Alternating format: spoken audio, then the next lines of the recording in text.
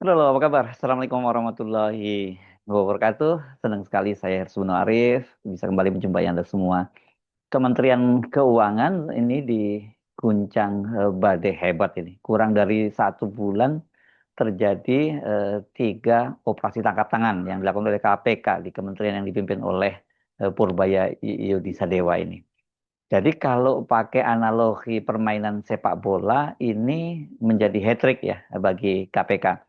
Sementara kementeriannya Purbaya ini kebobolan 3 gol. Ini jelas sangat memalukan di tengah pembenahan-pembenahan yang sedang mereka lakukan.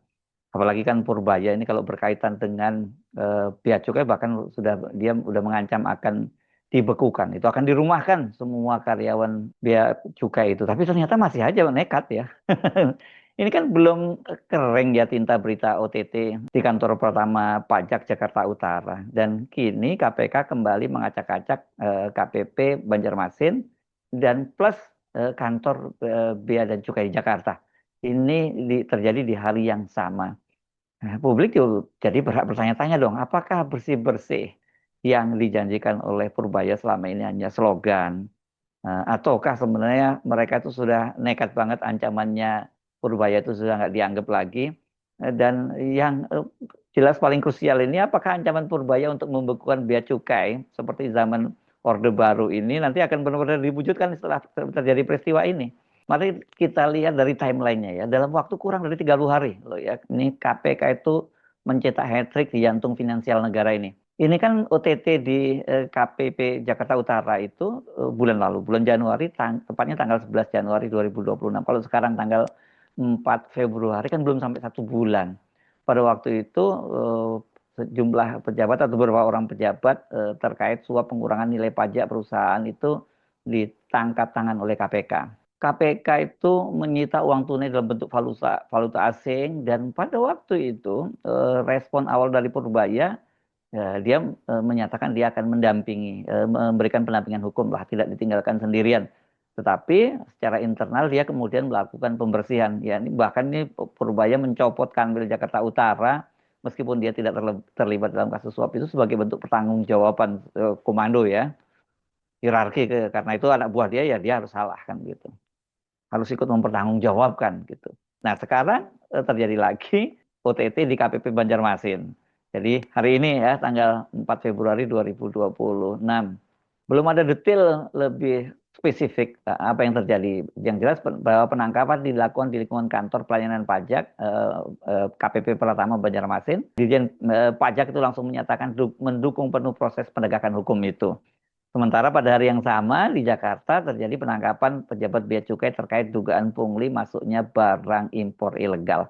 Sampai sekarang detailnya, sampai saya menurunkan berita ini detail untuk 2 kasus yang terbaru di Banjarmasin dan di Jakarta itu belum diberikan oleh KPK. Tetapi Wakil Ketua KPK Roh Cahyanto membenarkan terjadinya penangkapan itu.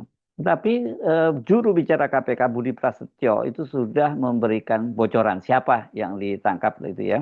Jadi rupanya penangkapannya itu dilakukan di wilayah Jakarta dan juga Lampung. Dan salah satu yang ditangkap oleh KPK itu adalah mantan pejabat eselon 2 di Bea Cukai yang sebelumnya menjabat sebagai Direktur Penyidikan dan Penindakan. Dan dia ditangkap di Lampung. Tapi katanya sebenarnya dia sudah mantan ya, itu mantan Direktur Penyidikan dan Penindakan. Dan mereka-mereka ini yang ditangkap ini, yang di OTT itu sudah dibawa ke gedung KPK sedang menjalani pemeriksaan yang intensif. Sementara yang lainnya masih dalam perjalanan menuju gedung Merah Putih KPK. Budi Prasetyo juga menyatakan bahwa uang yang disita itu miliaran rupiah dan juga ada emas. Waduh, ini benar-benar luar biasa. Kegiatan tangkap tangan itu dilakukan karena berdasarkan laporan dari masyarakat yang valid. Sementara untuk yang tangkap tangan di Banjarmasin, itu menurut Budi Prasetyo itu berdasarkan laporan dari masyarakat dan kemudian mereka ini bukan mengamankan lah, ya menangkap lah, ya menangkap beberapa pejabat di KPP Banjarmasin serta sejumlah uang.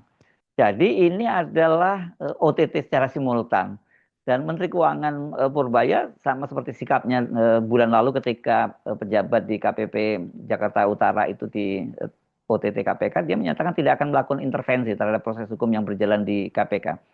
Kementerian Keuangan menghormati sepenuhnya. Meskipun demikian, sebagaimana prosedur yang ada, kami akan menyiapkan bantuan hukum dan pendampingan bagi pegawai yang bersangkutan hingga ada keputusan inkrah, kata eh, Purbaya. Saya ini sangat menarik ya, bayangkan. Baru nggak sampai sebulan yang lalu ada pejabat di KPP Jakarta Utara yang ditangkap, dan tindakan dari Purbaya pada waktu itu juga sangat keras ya. Karena selain mereka-mereka yang terlibat di dalam OTT, yang ini jelas urusannya nanti pidana. Tapi Kanwil Jakarta Utara itu juga dicopot dan diganti oleh Purbaya ya, sebagai bentuk pertanggungjawaban. Waktu itu ada 3 orang yang di OTT oleh KPK. Yang pertama adalah Heri Sudarmanto, pejabat fungsional pemeriksa pajak ahli media pada Kanwil Dirjen Pajak Jakarta Utara. Dan dia ini diduga sebagai otak di lapangan yang menentukan angka negosiasi dengan wajib pajak. Kemudian ada Andi Wijaya dan Guntur S. Ini anggota tim pemeriksa pajak. Keduanya itu berperan sebagai penghubung yang menjemput uang tunai di lokasi-lokasi yang disepakati ini, dan ini kelakuannya itu dilakukan di mal dan parkiran rumah sakit. Saya memang mendengar cerita-cerita semacam itu sering terjadi. Jadi tidak di tempat-tempat umum, tapi biasanya di tempat parkiran yang paling sering terjadi ya. Jadi koper, kalau ada amplop besar atau koper itu langsung dipindahkan dari mobil ke mobil gitu, dari bagasi satu mobil ke mobil lainnya. Dan ini yang disita itu jumlahnya sangat besar, total mencapai 201 miliar rupiah, terdiri dari pecahan 100 US dollar dan 1000 Singapura dolar.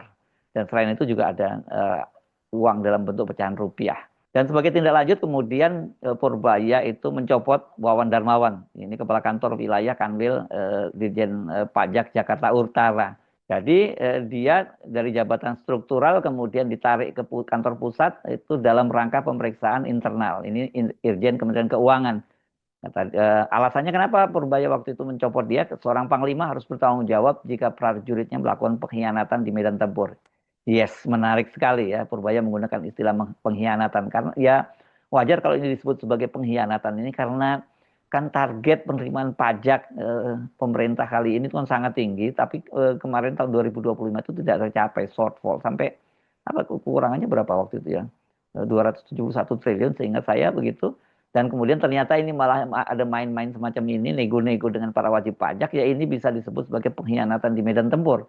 Ini analogi militer, tapi kalau di medan tempur orang seperti ini ditembak mati ya, berkhianat di medan tempur. Untuk mengisi kekosongan dan memutus rantai birokrasi yang lama, kemudian dilakukan penunjukan mendadak ini. PLT Kakanwil Direktorat Jenderal Pajak Jakarta Utara itu yang baru adalah Dwi Astuti. Dia sebelumnya menjabat sebagai direktur di kantor pusat Direktorat Jenderal Pajak. Dan penunjukan ini dimaksudkan agar pengawasan langsung dilakukan oleh orang kepercayaan pusat ya, kelihatannya itu. Dan kemudian juga dilakukan rotasi massal sebanyak 14 pejabat eselon 3 dan 4 di lingkungan Kanwil Jakarta Utara dimutasi secara serentak ke luar Pulau Jawa. Ini itu kenapa? Tapi nggak enak kalau kita nyebutnya ya. Ini seperti pembuangan administratif ya. Dan juga sebagai langkah sterilisasi kantor. Ini teman-teman luar Jawa masih merasa jengkel juga, marah ya, kok kalau dibuang kok keluar Jawa gitu, kenapa nggak dibuang ke Jawa? Kalau di Jawa dia keenakan gitu ya. Nah, bagaimana dengan bea cukai? Ini menarik karena sebelumnya kan Purbaya sempat itu mengancam akan merumahkan semua pegawai bea cukai dan menggantikannya dengan SGS. Ini sebuah perusahaan surveyor dari Swiss ya. Dan ini ada sejarahnya sih memang. Itu sejarahnya ketika bea cukai dirumahkan semua itu terjadi pada era Orde Baru tahun 1985. Menterinya saat itu Menteri Keuangan dijabat oleh Radius Prawiro. Keputusan ekstrim itu diambil atas perintah langsung dari Presiden Soeharto melalui Inpres nomor 4 tahun 1985. Mengapa sampai kemudian dilakukan langkah ekstrim itu? Kondisi bea cukai saat itu sudah dianggap sebagai sarang pungutan liar yang menghambat perekonomian nasional. Sekarang kayaknya juga nggak beda-beda jauh ya. Kasusnya praktik pungli yang sistematis di pelabuhan terutama Tanjung Priok, dan itu membuat biaya logistik sangat tinggi dan kemudian barang tertahan berbulan-bulan kecuali ada uang pelicin. Dan pada waktu itu pemerintah harus bertindak ekstrim seperti itu karena harga minyak dunia sedang jatuh dan Indonesia itu harus mengandalkan ekspor non migas. Nah, bea cukai yang jadi andalan justru menjadi penghambat ekspor karena birokrasinya yang korup. Nah, kemudian Presiden Soeharto marah dan akhirnya mengambil keputusan radikal, memangkas hampir seluruh kewenangan bea cukai dan dalam memeriksa barang ekspor impor. Dan kemudian sebagai gantinya itu di hire SGS nih, apa nih tulis apa bahasanya ini, saya ini bahasa Jerman kelihatannya, Societe Generale de Surveillance. Ini ya kenapa? Kenapa diambil ini perusahaan inspeksi verifikasi pengujian dan sertifikasi asal Jenewa Swiss itu? Ya karena bea cukai dianggap tidak kredibel dan pemerintah kemudian menyewa jasa perusahaan swasta asing. Ini bukan hanya tidak kredibel tapi nggak bisa dipercaya, udah rusak lah gitu ya.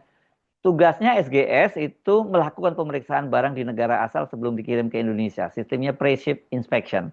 Jadi saat barang sampai di pelabuhan Indonesia, bea cukai tidak boleh lagi membuka atau memeriksa barang tersebut jika sudah ada sertifikat dari SGS. Jadi langsung keluar gitu. Jadi cepat prosesnya ya. Sumber asalnya dulu di sana ya diperiksanya ya. Pembekuannya itu berlangsung sangat lama, lebih dari satu dasawarsa, tepatnya 12 tahun. Ribuan pegawai bea cukai saat itu benar-benar dirumahkan dan hanya melakukan tugas administratif ringan tanpa wewenang pemeriksaan. Nah, buat mereka ini walaupun tetap punya kerjaan tapi pahit buat mereka ya karena ini hanya terima gaji biasa padahal selama ini mereka bisa menerima dana yang luar biasa dari kong kali kong tadi itu dari permainan memungut barang-barang impor tadi ya. Mereka itu baru kembali diaktifkan, kewenangan bea cukai itu dikembalikan secara bertahap sejak disahkannya Undang-Undang Nomor 10 Tahun 1995 tentang kepabeanan.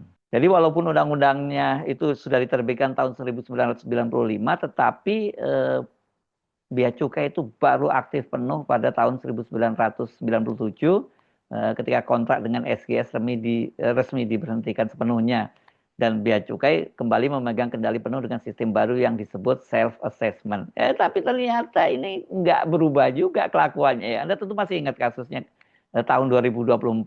Ada yang namanya Adi Pramono, ini kepala bea cukai Makassar yang pada waktu itu istri dan anaknya flexing-flexing gitu dan rumahnya juga punya rumah mewah di kawasan Cibubur Jakarta yang diakui katanya sebagai rumah dari bapaknya, dia hanya menunggui saja padahal bapaknya itu hanya seorang guru di STM swasta ya. Jadi Adi Pramono ini bertindak sebagai broker bagi perusahaan eksportir importir dan dia memberikan rekomendasi dan memuluskan proses cukai dengan imbalan komisi yang disamarkan sebagai fee konsultan. Adi Pramono itu akhirnya diproses dan dia dibawa ke pengadilan dan pada April 2024 dia divonis 10 tahun penjara. Dan hakim juga memerintahkan penyitaan aset berupa rumah mewah di legenda wisata Cibubur dan beberapa mobil mewah yang nilainya melampaui profil penghasilannya. Itu tadi yang saya sebut bahwa rumah mewahnya itu diakui sebagai rumah bapaknya dan dia hanya menunggu saja. Ini memang betul-betul parah mereka ini ya. Kemudian ada lagi yakni Eko Darmanto, Kepala Bea Cukai Yogyakarta. Ini juga suka flexing-flexing, bahkan dia ini pernah menggunakan pesawat ya, pesawat kecil tapi waktu itu dan diakui bahwa itu bukan pesawat dia gitu. Dia menerima gratifikasi dari pengusaha melalui rekening perusahaan milik istrinya dan orang terdekat. Total gratifikasi yang terbukti di pengadilan mencapai 23,5 miliar. Ini yang terbukti di pengadilan, yang nggak terbukti itu biasanya pasti jauh lebih besar. Nah, pada Mei 2024, Eko Darmanto itu divonis 6 tahun penjara di Pengadilan Tipikor Surabaya. Eko ini dikenal dengan istilah pencucian uang melalui hobi. Dia membeli aset-aset antik untuk menyembunyikan asal-usul uangnya. Nah, jadi ini jelas merupakan tamparan yang sangat keras bagi Purbaya.